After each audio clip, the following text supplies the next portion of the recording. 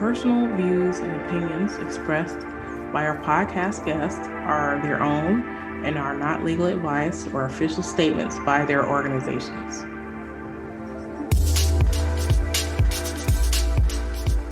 Hello, my name is Debbie Reynolds. This is the Data Diva Talks Privacy podcast, where we discuss data privacy issues with industry leaders around the world with information that businesses need to know now. I have a super duper special guest on the show. I'm so excited to have her here. Dr. Nicol Turner-Lee is a senior fellow in Brookings Governance Studies Department, the director of the Center for Technology Innovation, and co-editor of Tech Tank. At the Center for Technology Innovation, Dr. Turner-Lee researches public policy design to enable equitable access to technology across the U.S. and to harness its power to create change in communities around the world. Dr. Turner-Lee's research also explores global and domestic broadband deployment, regulatory and internet governance issues. She is also an expert on the intersection of race, wealth, and technology within the context of civil engagement, criminal justice, and economic development. She's also the author of a forthcoming book, Digital Invisible: How the Internet is Creating the New Underclass. Welcome. Thank you so much, Debbie. You can shorten that if you need to. You could actually use it. I'm KJ and Chloe's mama. Well, I think it's important for people to know what you're doing. You have such a unique role. I've been such a fan of you over the years of the stuff that you do. For me, I think people don't talk enough about the digital divide. That's something that I always come back again and again to your work. So I saw you testify in front of Congress recently about broadband issues. I see you on, different things. I see you're writing a book. I saw the book title pop almost up. Done. Oh, this fall. Yeah, it's great. Now, this is the Digital Invisible: How the Internet is Creating a New Underclass. Yes. Yeah. We have to talk about this. So first of all, tell me, how did you come to your career and why is this, your passion? So it's so interesting. And again, thank you for having me. I always appreciate the opportunity to be surrounded by Black girl magic and the opportunity to speak to a Black woman who is actually delving into these areas is always an honor and a very humbling experience.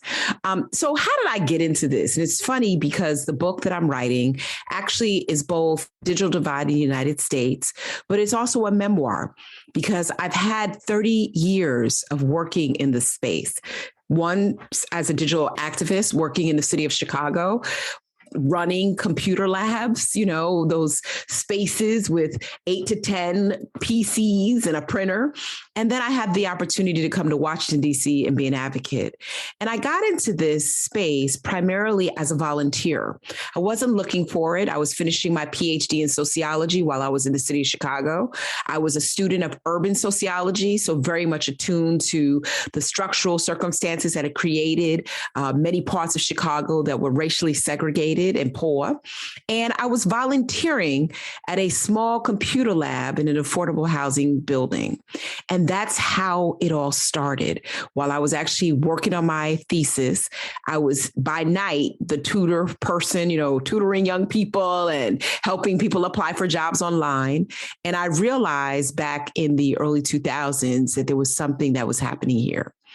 You fast forward to today, and what I experienced professionally as a person who, just so your listeners understand, I did eventually get my PhD. It took me 10 years after working in grassroots activities and in social service organizations, et cetera. But part of what I decided to do professionally was to become an applied sociologist. And that's really taken me where we have policymakers who need to hear, what we're talking about when it comes to digital inequity. So I call myself a professional, a scholar who intersects race, technology, and social justice.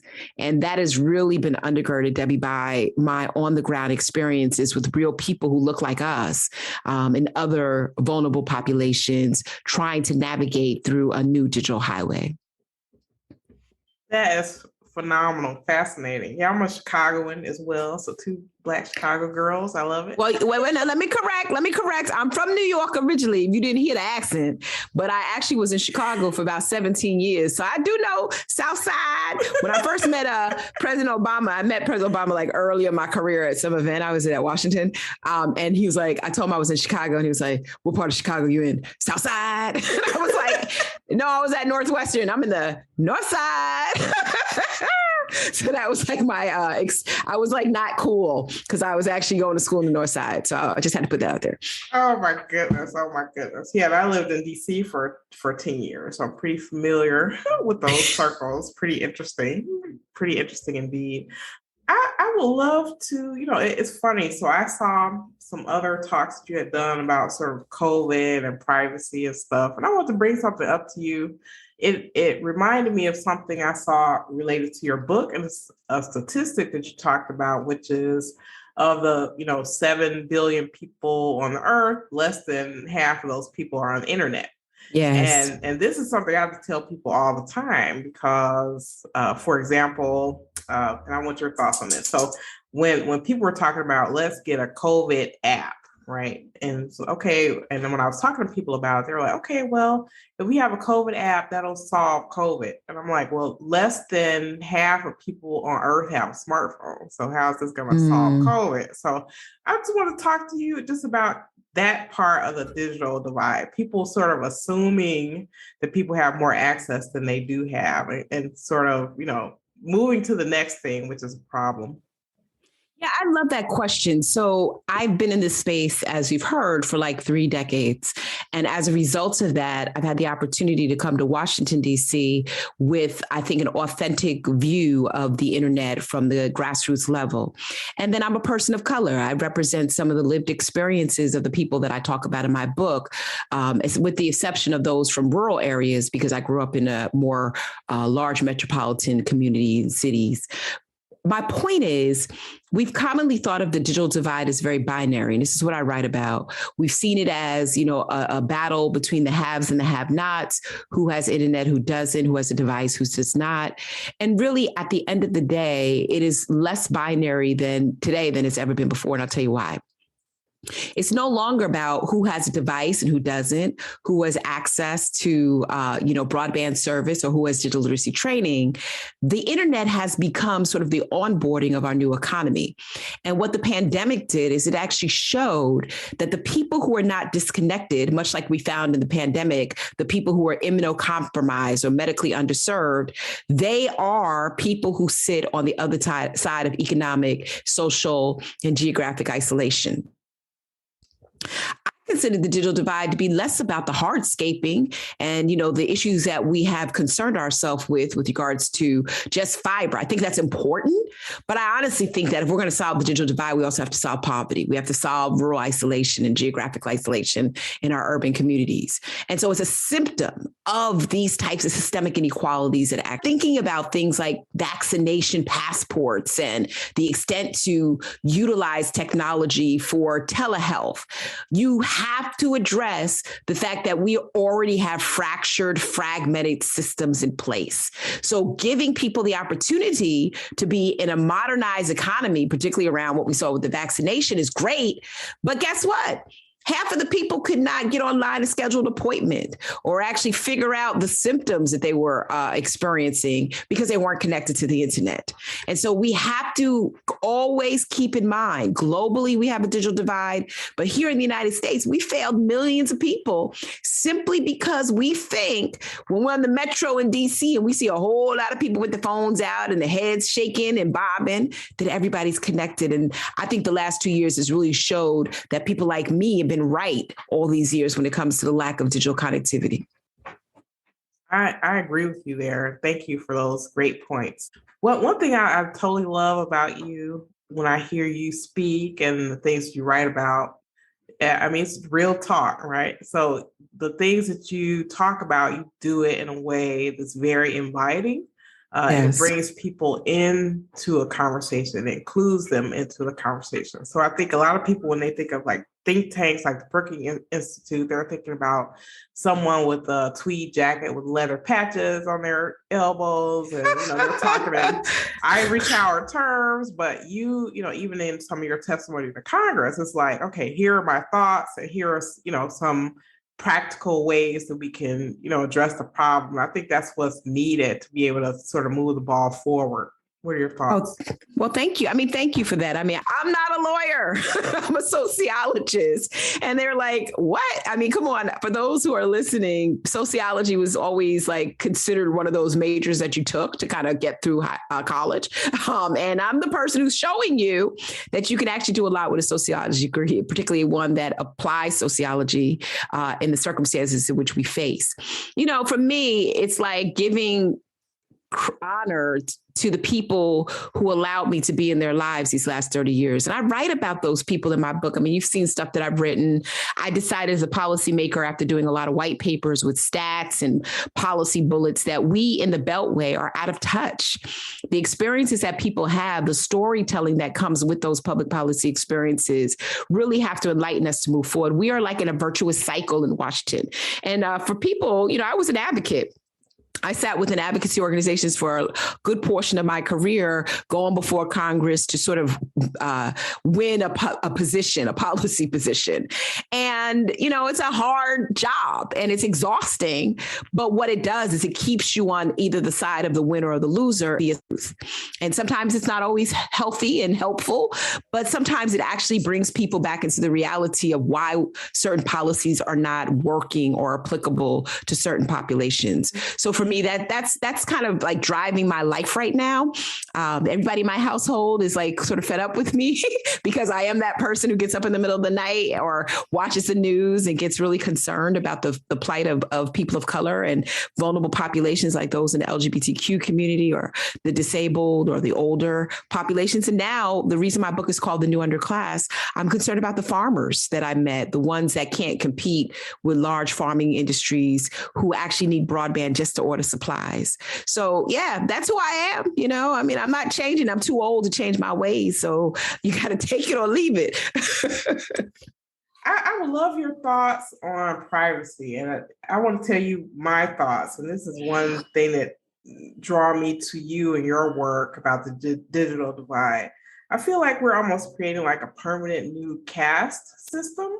Not just of the haves and the have-nots, but who has access to data and who has access to insights and who doesn't have access to insights, or who can protect their privacy better. An example for me, let's say Apple, for example, they had rolled out this app transparency feature that gives people who use Apple products more privacy about advertising, right? But not everybody can afford an Apple product. So I think it's good that companies like Apple are looking at that, but I feel like there's such a wide gap between who has agency to be able to protect their privacy at all. What are your thoughts?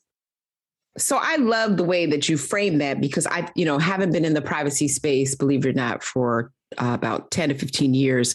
I first met Cam Carey, who is one of the fellows at the Center for Technology Innovation at an Aspen Institute session, where at that time, he had just started with the Obama administration and was talking about the rules of the road when it came to privacy. That's how long I've been involved with this discussion. And I think, from a large perspective or large scale perspective around privacy, obviously what we're talking about with Apple, I think, is the continuing efforts to do privacy by design. So ensuring that in the internet architecture of the app or the hardware, that we're considering privacy enhancing strategies and techniques, as well as technical cadence that allows us to ensure that there's some privacy built in to that product or service. I think the second thing is what we've seen in the privacy debate is sort of this consumer agency that you've been talking about, right? Unfortunately, more privacy comes with the fact that you have to have the means and the education to control that. But we do see in applications like, Facebook or now Meta and other online platforms where people are able to control their location settings as well as what's collected on them. One of the greatest contributions of the general data protection rules out of Europe was that we all get that message about cookies, and we have to consent, even if we don't know that we're not talking about the cookie monster, but we're talking about the cookies on that app, that we all have to do something. So it gives us some agency over that. And then I would say third, which is I think one of the reasons why we do not have privacy legislation to this day, is that we're sort of caught now because the technology itself has advanced the very rudimentary functions of the internet. 2 or 3 years ago, a decade ago, talking about data privacy, we were talking about privacy enhancing technologies. Maybe 5 years ago, we started talking about human agency when it came to online platforms. Today, we have this added risk with machine learning algorithms. We have this added risk with machine learning algorithms, a body of work that I actually lead at the Brookings Institution. And we also have the fact that we are now more enabled by online applications and broadband that in many respects, it sort of blends into our physical realities, right? We don't know when the internet starts and when it stops. We don't think about, hey, am I giving up my privacy when I'm ordering, DoorDash or I'm getting in my Uber? We know that these technology conveniences work, but we're not necessarily always thinking about the implications in the long run and the extent to which our information can get into the hands of bad actors, or we can actually just hand it over to those actors, right? Because we want a product or a service. So this bartered economy that rests upon our photos, our addresses, our social security numbers, attributes of our face, all of that now is part of this new data system that makes privacy management and enforcement much more difficult, Debbie. And so I think we've come a long way in thinking about that. And, I think to your point, we have to be careful because what are we going to have? Like you said, I love the way you put it, like a digital caste where those who can actually afford to protect their privacy will versus those who cannot. Or are we going to see that, these walled gardens around private spaces where people are able to negotiate what they want to be seen and what they don't want to be seen or, mind. So it's interesting going forward, and particularly in the United States, because we have no federal privacy legislation right now. So the sky is the limit with regards to what companies can actually collect on us. Yeah, fascinating. What is happening in technology right now as it relates to privacy that's concerning you most? Like what's on the horizon that you say, wow, I don't really like that, or, I'm concerned about this? Yeah, look, I think that as the debate has not been resolved at the congressional level, that we have seen a patchwork of state laws that are trying to address some of the hard problems that come with this unfettered access to our personal information.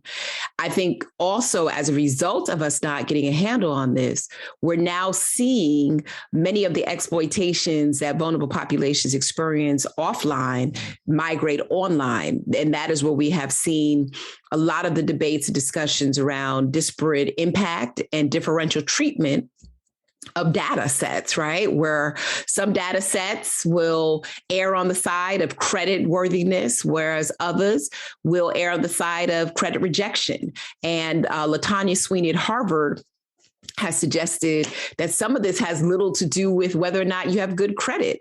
It may have more to do with the sounding of your last name, the address, or other proxies that may lead lenders to actually not provide to you. My colleague at Brookings, Aaron Klein, suggests that now some banks may look at the type of hardware you're using to access the internet, and Mac users have a higher tendency to be more credit worthy than those of us like myself who are still on PCs. Listen, when you start adding that together, for me, one of the most pressing concerns of not having solid privacy legislation is not having a civil rights regime that is able to withstand these types of harms. And so a lot of the work that I do at Brookings, we have a couple of papers coming out. I just published a paper that will be coming out on racial equity and antitrust, also one on racial equity and privacy and surveillance and policing and other surveillance technologies. Listen, we got a lot of work to do. I mean, the accommodation law that my parents grew up with, that I was a beneficiary of, is not the same type of accommodations law that we see on the internet. I mean, think about, and I'll just, if you don't mind entertaining me for just a moment, I mean, Airbnb was able to look at the faces and photos of potential guests, and some of those renters decided not to rent to people of color. We've seen instances where certain scraped data, an emotion AI, for example, is able to gather some biometric information about you. That is a pre-screening tool for employment. And guess what? You can be looked at as a non-fit. And we're seeing that with Black and Latina male applicants. When you start to bring all that together, it creates, I think, a harder rationale to really reel in privacy. And that's why I think, instead of sounding so pessimistic about it, first we need to pass congressional legislation, but more importantly, we need to make civil rights part of the duty of care. We expect anyone who is handling personal data to do it in a way that is compliant with civil rights laws. Period. Done. Mic dropped. And I think we're still debating that for some reason, as if there's no correlation between what people know about you and the extent to which they can manipulate or exploit you. Yeah.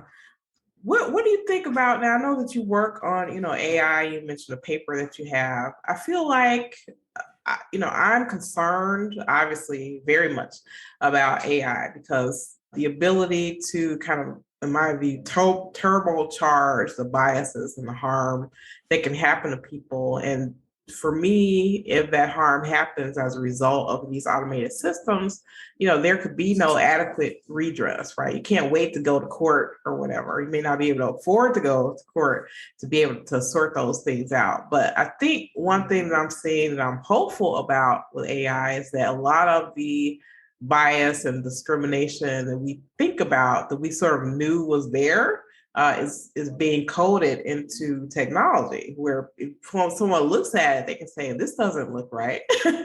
What are your thoughts about that? Well, yeah, I mean, I think that's what's actually going on right now, right? It's sort of the coded bias that is happening, and the formation of AI computational models is scary, because you cannot go to the Supreme Court and suggest voter suppression like we saw in 2016 when foreign operatives used the internet to manipulate folks to stay home or convince them that their polling stations had changed. It's hard to suggest that you were denied an appraisal that was coming through a generated and automated predictive decision when you don't know what actually constitutes that model. And that's where I think it's very important for us to do a couple of things. And I actually write about it. I have a chapter coming out in an Oxford University Press book on AI governance, that we need laws. And, right now, Congress is conducting a hearing on the Hill on keeping big tech accountable. And a lot of that has to do with accountability laws and algorithmic models and the extent to which we're doing real third-party auditing. But I think another thing I'd like to add to the debate, which is in my article, is that we also need to have some type of incentives in place for companies to do the right thing, as well as government to do the right thing when they actually deploy these models. I call it the Energy Star rating system, because I, like many of your viewers and listeners, essentially go into a big box store and I look for that big yellow label that tells me that that appliance is going to work within the standards in which it was built. We don't have that for AI. And one of the things I've been trying to argue is, why don't we have trustworthy AI or signals to consumers that this is what they're getting? I hate to tell people who are listening, but your Credit Karma score is not going to get you a car loan. It's going to be the score that comes out of Experian, TransUnion, who have all been determinants of, verifiable data when it comes to credit. But a lot of people don't know, Debbie, like a lot of these decisions happen on algorithms. And so if it was me and I had like a wand that I could wave, obviously I would like to see more of a better housekeeping seal, like this Energy Star rating approach, where people understand that there's been some due diligence, particularly in sensitive use cases. But I'd also like to see us as consumers having some input into what these models are saying about us and being able to have those models disclosed when they're applied. Because I really think the lack of algorithmic literacy, in addition to the lack of literacy around how much data is actually collected about us, is really not good for our economic and social governance.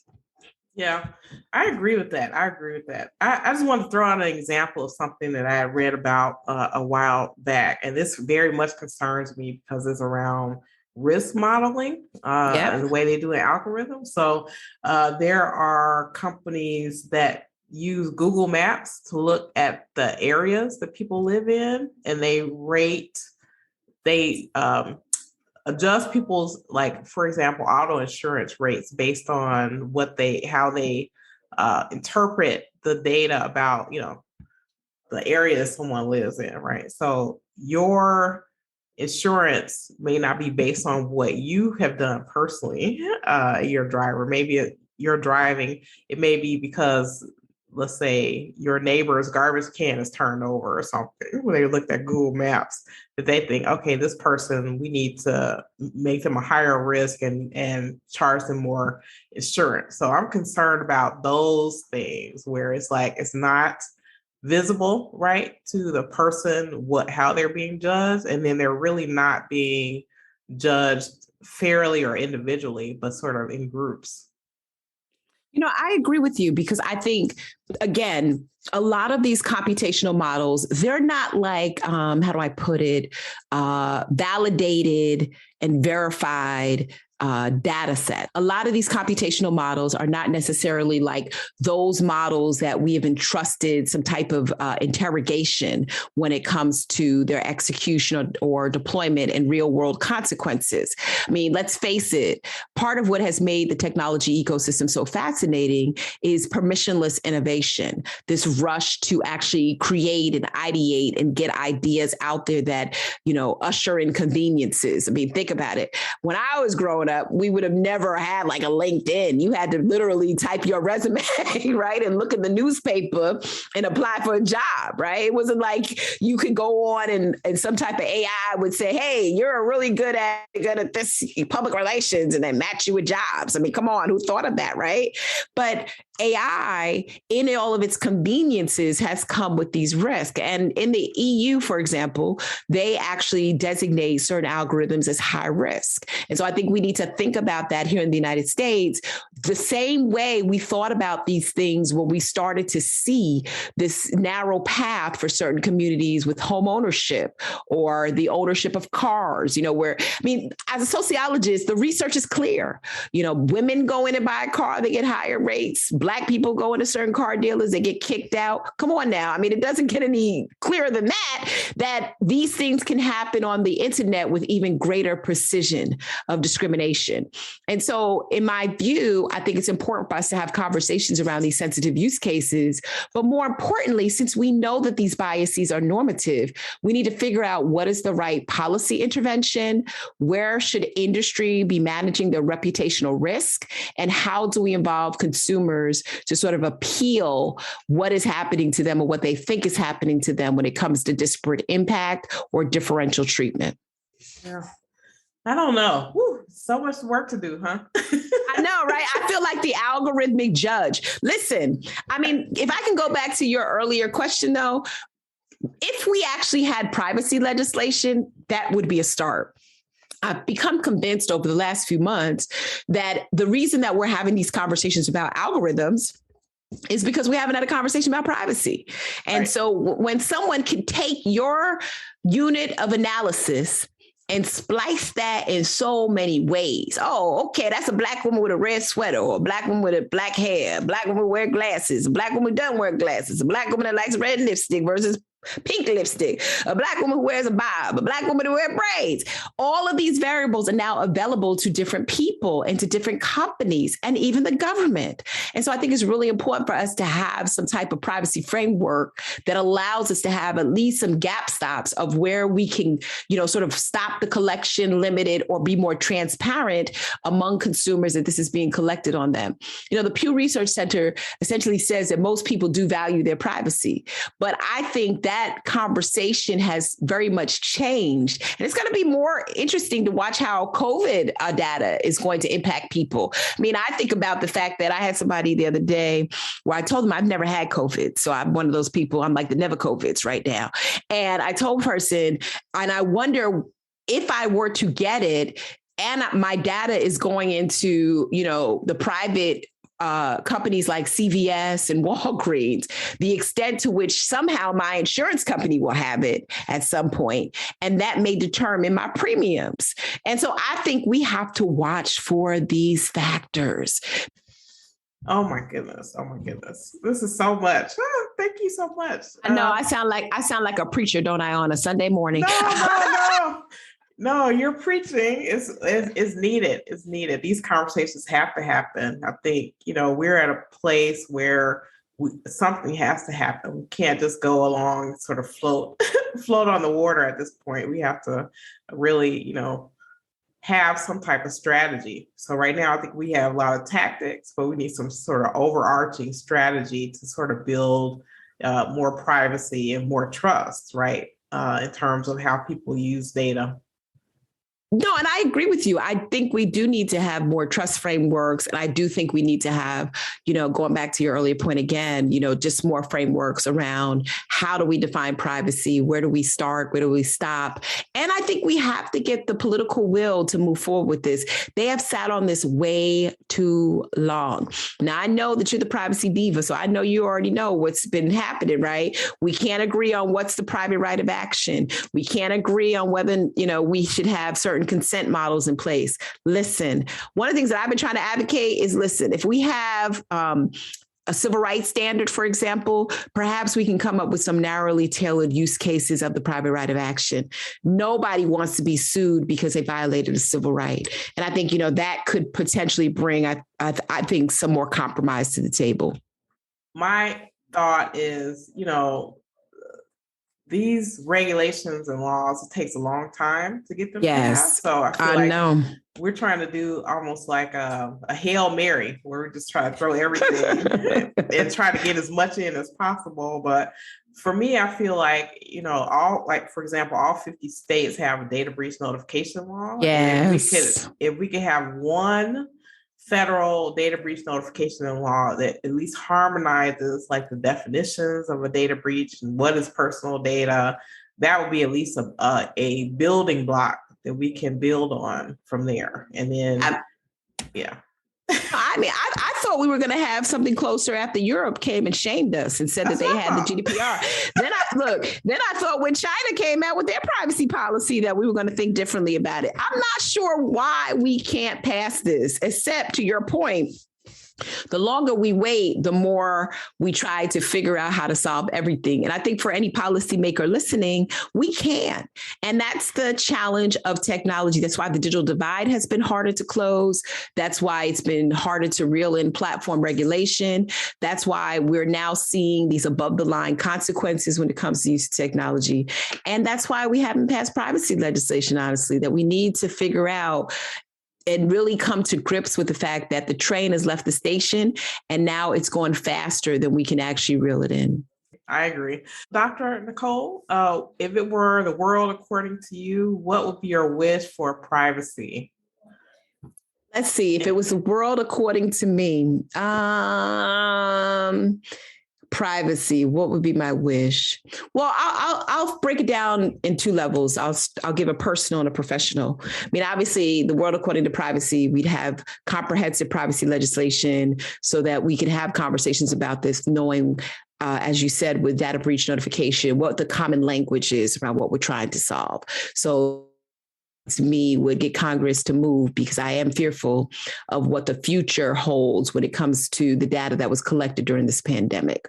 As a parent, what does privacy mean to me?